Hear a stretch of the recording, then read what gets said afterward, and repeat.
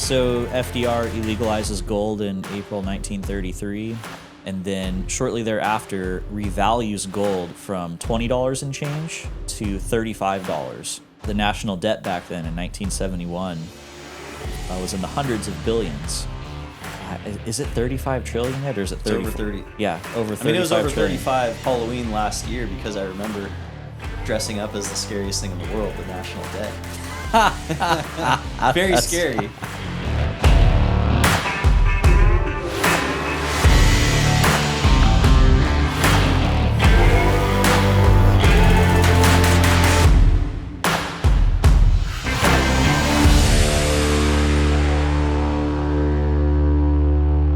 Whoever you are, wherever you are, welcome. Welcome to the show. Welcome to Welcome back, my friends, to the show that never ends. We're so glad you could attend. Come inside, come inside. Oh my gosh.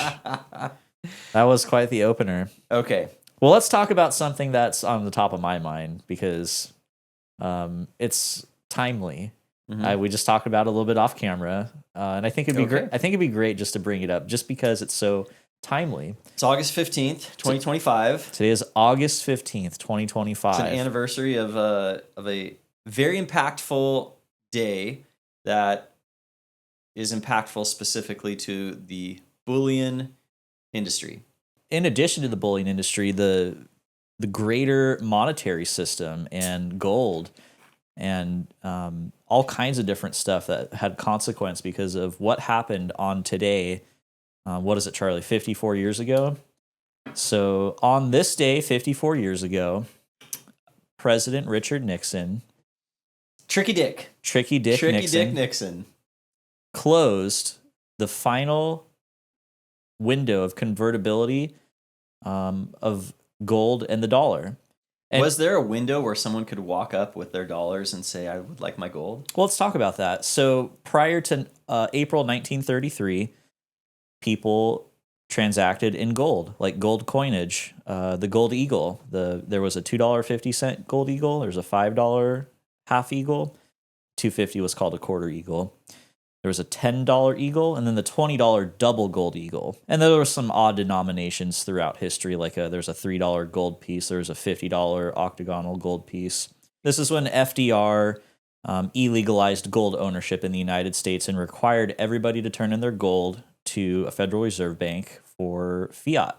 In 1933. 1933. Okay. And so we've got the Fiat system, but you were saying people were still transacting in gold after that?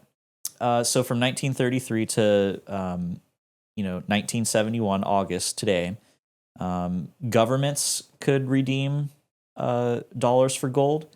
There's a really interesting incident that happened in the late 60s where Charles de Gaulle, the president of France, showed up, I think in New York Harbor, and demanded his gold.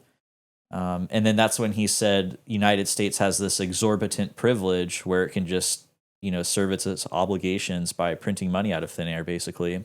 The dollar had been set as the world's reserve currency at the Bretton Woods Agreement post-World War II. Because in World War II, every industrialized nation essentially had been decimated from the war. The United States was just making so many. The Ford factory was pumping out B-52s, something to the effect of like 5 a day. B-24 Liberator bombers. The United States was manufacturing massive amounts of military items. Powerhouse. Just massive. Can you imagine one of these big freaking bombers rolling out of the Ford factory times 5 of them every day? 4 big old freaking radial engines. Boom, 1. Oh, it's 11:30. 2. Oh, it's 2:33. I don't know if they parked him on the tarmac or if they immediately flew him out of there, but it would be interesting to learn about that. So anyways, we won.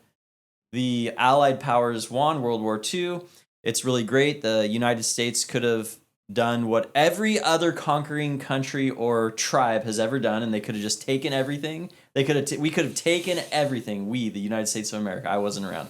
The United States government could have taken everything and said, all you guys, we now own you, and everything's the United States everywhere. But they didn't. They said, let's rebuild. Let's respect and honor everyone's individual cultures. to the best of our ability, but we are going to keep a little bit of power. You all got to use the dollar, and so that has given everyone from the point where the dollar is the world reserve currency to today. Me and you are the beneficiary. Everyone out there is the beneficiary of having won World War II, and the dollar being the reserve currency. Okay, thanks for letting me riff on that. Yeah, so FDR illegalizes gold in April 1933, signs an executive order, requires everybody to turn in their gold, and then shortly thereafter revalues gold from $20 and change to $35. And this is how we funded a lot of the New Deal post-depressionary construction projects. So let's talk about that. So the U.S. has some gold, and so FDR says, okay, that gold is now worth more, so now we can take that excess difference and we're going to create more dollars to fill the gap, and then we're going to how did that happen? Did we sell bonds? When you revalue gold, the value of your reserves, it's when you go from $20 and change to 35, it's almost a double in the value of your reserves. So that's one of the things that happened. So now, well, let me finish. That was price controlled until today's date in history, August 15th, 1971. And then when Richard Nixon signed the executive order that disconnected this convertibility of dollars into gold and gold into dollars, vice versa, at the governmental level, at the country level, that's when the dollar became a free-floating abstraction. And it was no longer backed by anything like hard money, like gold. So it was backed by the trust that everyone had, the longevity of the dollar, the fact that we expect things to continue the same way they the same way things went down yesterday. We expect them to continue today. We think things are just going to keep going. The dollar is going to be here forever. No piece of fiat currency has ever lasted over the test of time for any period of time.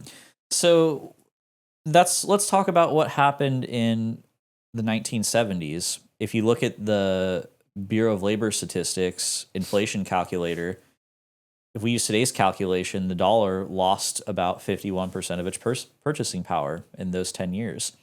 Inflation of 50% in 10 years. So items, broadly speaking, inflated 50% in value. Yep. Okay. And then looking back at the prior decade when gold was still price fixed at $35 an ounce in the 60s, the decline was only like 21%, I think. So what was the decade? What was the time frame? January 1960 to December 1969. So I think it's like 21% decline. So even when gold was still price fixed at $35, we still had the destruction of purchasing power, and we have had that destruction really since in a big way since the Federal Reserve came into existence. So there was tinkering behind the scenes of the money supply and inflation, but gold was still price fixed, and so that's when it became apparent that the U.S. could no longer service its obligations at $35 an ounce because people wanted to redeem it. Foreign governments wanted to redeem their gold, and if we kept this up, all the gold would be gone. And so Nixon closed the window. Sunday night, primetime television. Interestingly, Ray Dalio talks about the fact that he was a trader back then, and he said he thought the stock market would collapse the next day on Monday morning, and it actually went up a lot, interestingly. So Nixon said the strength of a nation's currency is based on the strength of that nation's economy. And so he blamed the speculators. He literally said, we need to defend the dollar against the speculators. And so this, severance was supposed to be temporary. So that's a true statement when you look on the surface, but when you get a little bit deeper, then you realize what's the root cause of the speculation. That's the thing that should be addressed. But it was really a rug pull on the world's monetary system, if you think about it. So, yeah, the immediate consequences were the dollar became a free-floating abstraction. And, in the 9 years after, it lost more than half of its purchasing power by today's way of calculating it. Some say if we use how we calculated it back then, like in the year 1980, how we calculated inflation, it was 75%. And you're talking the different inflation calculations, CPI, PPI, all the different CPI baskets of goods and services that we use to calculate inflation, and that those are not the same identical ones today as were used back then. It's changed a bunch of times, like the formula for how they calculate it. I don't know how many times off the top of my head, but it's a lot. Like it's like, whoa, what's going on? Why is there so much tinkering going on with how we calculate this thing? And each individual could also say, well, I'm going to take a look at what I spent my money on last year. And then I'm going to say, well, what are the things that I bought that are similar this year? And you could do an annual personal inflation calculator for yourself. It's hedonistically adjusted. So, a typical home in 1971, the size, its amenities, its features are way different than the typical home in the year 2025. So there's like these hedonistic adjustments that get baked into it. You buy a car in the 70s with roll-up windows and a carburetor and very little electronics, not even air conditioning, and it's like, those are available. I don't think there's a car that's made today that doesn't have air conditioning. Yeah, so what happened in August 1971 to January 1980? Charlie, do you know? Would you like to take a guess? You might know where I'm going with this. What happened to rhymes with hold? The price of gold. The price of gold. Yeah, I was going to say, well, we had massive inflation, so I mean, so gold went from price controlled $35 to it peaked out and it had a blow off top at about $850 in early 1980. Let's be more specific. So what are we talking about when we say the price of gold? We're talking about how many dollars it takes to buy, we'll call it 1 ounce of gold. Now, this is something to understand. So gold still bought the same amount of stuff. Now, roughly speaking, right? This is somewhat true, not specific in every circumstance. Mostly true. So back when gold was, let's call it an ounce of gold in Roman times, they say that it bought a fine men's suit, 1 ounce of gold. Today, an ounce of gold buys a fine men's suit, the same exact thing. So what we're talking about when we say the price of gold, we're talking about really the devaluation of the fiat currency. Right. So when the fiat currency devalues, you need more dollars to buy that same 1 ounce of gold. Well, you also need more dollars to buy that same house. You also need more dollars to buy that same gallon of gas or those same eggs. So what do we lose? We lost a sound money check on government power. We lost fiscal discipline. And we lost long-term savings that held value. What did we get instead? We got a boom in credit. We got growth in asset bubbles, stocks, bonds, real estate. Look at the price of a home in 1971 compared to the price of the home by the end of the 70s. Huge appreciation. And then we got rising wealth inequality. We got a system dependent on debt and stimulus and artificial interest rates instead of market interest rates. Isn't that interesting? So where are we heading now? We've got massive wealth inequality. We've got massive appreciation in assets. We've got what did you just call it? We'll call it yield curve control, where we're controlling the interest rate. Another way that we could look at it is that the national debt back then in 1971 was in the hundreds of billions. Charlie, today, is it 35 trillion yet, or is it 30? It's over 30. It's over 35, I believe. Yeah, over 35. I mean, it was over trillion. 35 Halloween last year because I remember dressing up as the scariest thing in the world, the national debt.